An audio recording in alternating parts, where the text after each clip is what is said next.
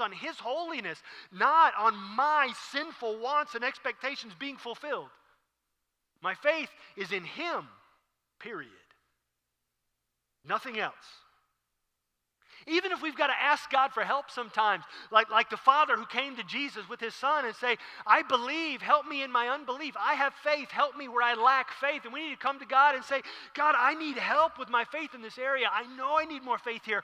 I know I lack faith in this area, in our finances, with our kids, with our family, with a job situation, with this one person who just won't leave me alone. God, I need help. God, I need to trust you. God, I need to trust you with how I'm going to get gas to get to my job this week.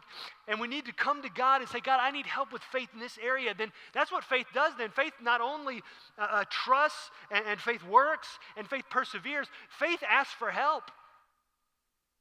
Faith asks for help. I mean, from God, God, I need help. But faith also asks for help from each other. You know what? I really need help, here. Faith is transparent. Faith is completely dependent upon what God's going to do with what God's given you to do it with. Do you trust him? Does your faith work? Does your faith trust? Does your faith persevere? No matter the outcome, no matter the expectations that are met or not met, what does your faith look like? Is it like these parents in Egypt, in Exodus chapter 2. They had no idea that their life would be written down for all of us to read for millennia. All they were doing was acting on faith in the moment. They had faith.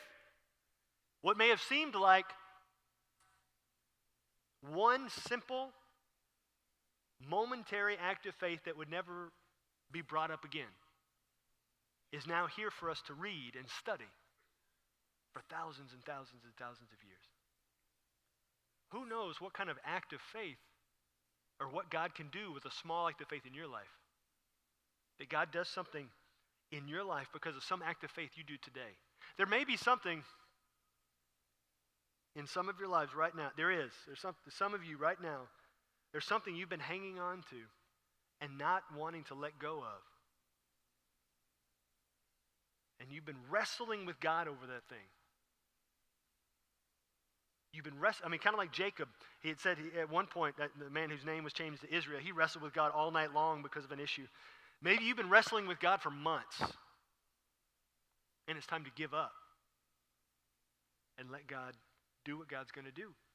And you need to have faith that God's got it. You need to stop trying to manipulate the situation and steer the situation how you want it to go.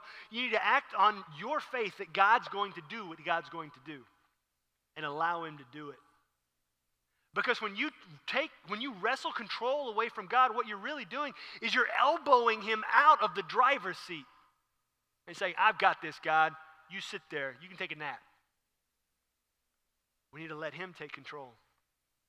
Let him do it. Let him do what he's going to do in our lives with what he has gifted us with, and allow him to do it because he can take care of it. In his timing, it may seem like Saul waiting for Samuel, like a last-second deal, but God's going to do it in his time.